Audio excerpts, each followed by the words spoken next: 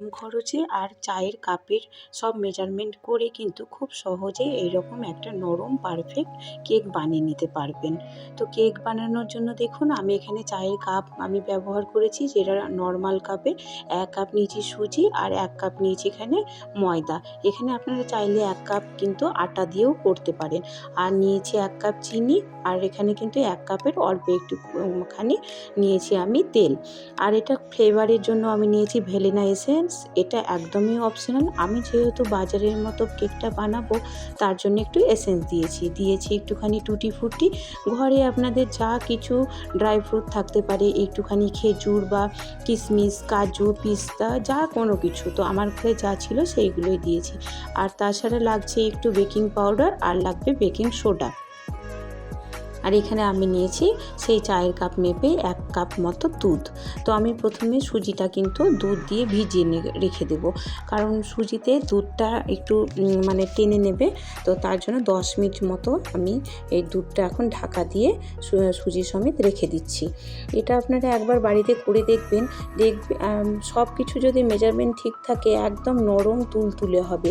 তো আমি 10 মিনিট পর ফিরে এসেছি, তো দেখছি যে দুধটা অনেকটা কম হয়ে এসেছে আর সুজিগুলো কিন্তু ফুলে গেছে। তো এখানে আমার যেটা চিনি ছিল সেখানে আমি কিন্তু চিনিটা দিয়ে দিলাম প্রথমে। যে এখানে আপনারা চাইলে পরে এই চিনিটা কিন্তু ব্লেন্ড করে নিতে পারবেন। যেহেতু আমি করিনি তার জন্য একটু চামচ দিয়ে খুব ভালো মতো দুধের সঙ্গে আর সুজির সঙ্গে এটা মিশিয়ে নিলাম। তো এখানে আমার চিনিটা কিন্তু গলে গেছে, খুব একটা সময় লাগেনি। আর 1 কাপ নিয়েছি আমি এখানে মানে ময়দা। তো আগেই আপনাদের বলেছি যদি ময়দা আপনারা না খেতে চান তো এখানে সেক্ষেত্রে আপনারা আটা নিতে পারেন। তারপরেও কিন্তু খুব ভালো মতো করে সব কিছু উপকরণ মিশিয়ে নিতে হবে। তো এখানে খুব একটা বেশি সময় লাগবে না, মোটামুটি 2-4 মিনিট কিন্তু এভাবে একটু নাড়ালে আপনার খুব ভালো মতো একটা পেস্ট হয়ে যাবে। তারপরে আমি এখানে দিয়ে দিচ্ছি ডিম। আর এখানে আমি বলে দিচ্ছি এখানে আমি কোনো রকম মানে ডিম ব্যবহার করিনি, এটা সম্পূর্ণ নিরামিষ কেক বানাচ্ছি। তো নিরামিষ কেক বানালেও কিন্তু খুব স্পঞ্জি হয়। আর এখানে আমি নিয়েছি মানে 1 চামচ মতো বেকিং পাউডার আর তার হাফ নিয়েছি বেকিং সোডাটা একটু কমই ব্যবহার করতে হয়।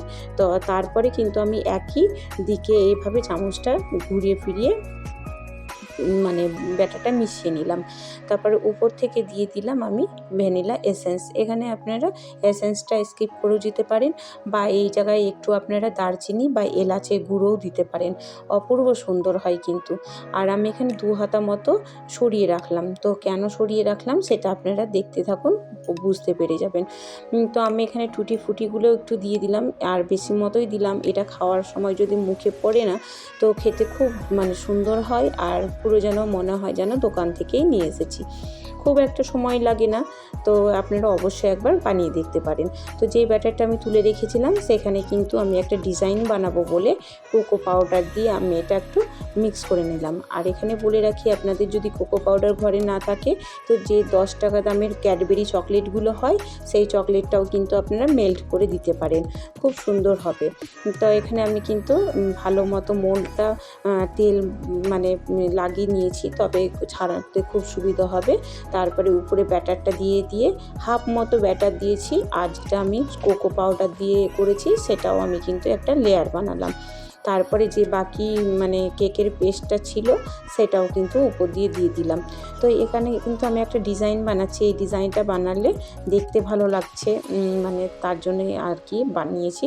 আপনারা না চাইলে প্লেনভাবেও বানাতে পারেন, শুধু ব্যাটার দিয়েও হয়। তো আমি এখানে একটা ছোট ডিজাইন করছি, তো দেখতেই পাচ্ছেন আমি কিন্তু চারপাশ দিয়ে গোল গোল করে একটা ডিজাইন করলাম। এই ডিজাইনটা কিন্তু না যখন কেকটা তৈরি হয়ে যাবে খুব সুন্দর লাগবে। তো আমি একটা কাঠি নিয়েছি, কাঠি নিয়ে উপর থেকে মাঝ বরাবর এইভাবে লম্বালম্বি করে কেটে নিলাম।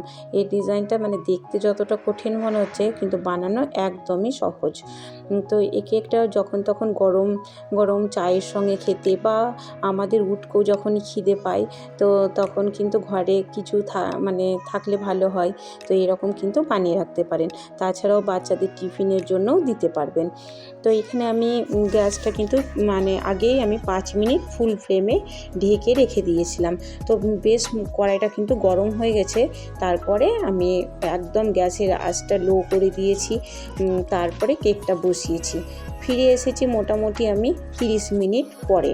আমি 20 মিনিট আগে এসেছিলাম, তখন কেকটা কিন্তু মানে সম্পূর্ণ হয়ে গেছিলো, মাঝটা হয়নি। তাই আমি আরও 10 মিনিট রাখার পরে টোটাল আমার 30 মিনিট লেগেছে। দেখুন কেকটা একদম পারফেক্ট হয়ে গিয়েছে। তো আমি এই অবস্থাতে কিন্তু গ্যাসটা বন্ধ করে আধা ঘন্টা 1 ঘন্টা মানে যতক্ষণ ঠান্ডা না হয় আমি রেখে দিয়েছিলাম। এটা কিন্তু ঠান্ডা হয়ে গেলে মোল্ড থেকে ছাড়াতে খুব সুবিধে হয় আর একদম পারফেক্ট হয়। তো দেখুন আমি কত সহজেই মোল্ড থেকে ছড়িয়ে নিয়েছি, না পেপার দিয়েছি না কিছু দিয়েছি, শুধু তেল দিয়েই আমি পালিশ করেছিলাম। তো আপনাদের একবার আমি কেটে দেখাচ্ছি। তো দেখুন কতটা সুন্দর হয়েছে। এটা কিন্তু আপনারা স্টোর করে রাখতেও পারবেন 2-4 দিন, আর ফ্রিজে রাখলে তো আরও বেশি দিন রাখা যাবে। তো দেখে বুঝতে পারছেন কতটা স্পঞ্জি হয়েছে। আর ভেতরে টুটি ফুটিটা দেওয়ার জন্য আরও যেন মনে হচ্ছে দোকান থেকে নিয়ে এসেছি। আর খেতে কিন্তু খুব সুন্দর হয়। এই রেসিপিটি আপনারা একবার অবশ্যই বানাবেন, আর যদি পারফেক্ট হয় তাহলে আমাকে একবার কমেন্ট করে জানাবেন। আমার চ্যানেলটি ভালো লাগলে একটা সাবস্ক্রাইব করে পাশে থাকবেন। Thank you.